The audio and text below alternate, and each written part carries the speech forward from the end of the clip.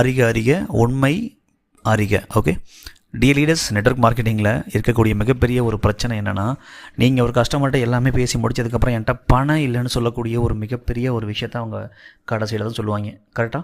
So ஒரு objection அப்படின்ற ஒரு விஷயம், பணம் இல்லைன்றது ஒரு அப்ஜெக்ஷன். கரெக்டாக? அதை எப்படி நம்ம ஸ்டெப் பை ஸ்டெப்பாக ஹேண்டில் பண்ணலான்றது இந்த வீடியோவில் நம்ம பார்க்க போகிறோம். ஸோ மெயினாக பணம் இல்லை அப்படின்னு சொல்லக்கூடியவங்களுக்கு, என்கிட்ட பணம் இல்லை, என்கிட்ட வந்துட்டு பார்த்திங்கன்னா நோ மணி அப்படின்னு சொல்லக்கூடியவங்களுக்கான ஒரு அப்ஜெக்ஷன் இல்லைங்க. நம்ம இந்த வீடியோவில் ஒரு 3 ஸ்டெப்பில் பார்க்கலாம், ரொம்ப கிளியராக. ஃபைன். நம்பர் 1 வந்துட்டு இதில் ஆக்சுவலிங்க பொதுவாக ஒருத்தங்க பணம் இல்லை அப்படின்னு சொன்னால் உண்மையிலுமேயே பணம் இல்லையா அப்படின்றது உங்களுக்கு தெரியுமா? 100% அது உண்மை இல்லைன்றது நீங்கள் ஃபஸ்ட்டு நம்பணும். 90% கண்டிப்பாக அவங்ககிட்ட பணம் இல்லைன்றது உண்மை கிடையாது. ஸோ அவங்க அப்படி சொன்னாலே வேறு ஏதோ பிரச்சனை இருக்குன்றது தான் ரியாலிட்டி. 10% வேணால் உண்மையிலுமே பணம் இல்லாத சுச்சுவேஷன் அவங்களுக்கு இருக்கலாம், அதுவுமே ஓகே 100% உண்மை கிடையாது. அதையும் நம்ம சரி பண்ணுறதுக்கான வழிகள் நிறைய இருக்குது. எனிவே ஓகே, அதை ஃபஸ்ட்டு நீங்கள் நம்பக்கூடாது அப்படின்றது ரொம்ப முக்கியமான பாயிண்ட்டு. சரியா? எப்படி வந்துட்டு ஒரு கஸ்டமர் இதை இந்த மாதிரி சொல்கிறாங்கன்னா எப்படி அவங்கள ஹேண்டில் பண்ணலாம் பார்க்கலாமா? 3 மேஜரான ஸ்டெப்ஸு. நம்பர் 1 என்ன பண்ணணும்னா, ரியலாகவே அவங்களுக்கு பணம் இல்லையா, find the real problem.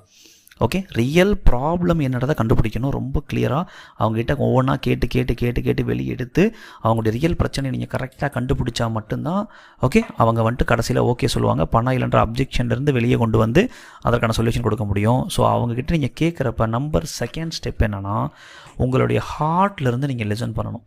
Okay, உண்மையிலுமே அவங்ககிட்ட பணம் இல்லையா இல்லை வேறு எதுவும் இல்லையா அப்படின்னு நீங்கள் கேட்குறப்ப நீங்கள் அவங்ககிட்ட எந்த விஷயத்தை கேட்டாலும் உங்களுடைய மனசுலேருந்து நீங்கள் வந்துட்டு அவங்கள லிசன் பண்ணால் மட்டும்தான் கரெக்டாக அவங்க சொல்கிறது உண்மையிலேருந்து கண்டுபிடிக்க முடியும். நம்பர் 2.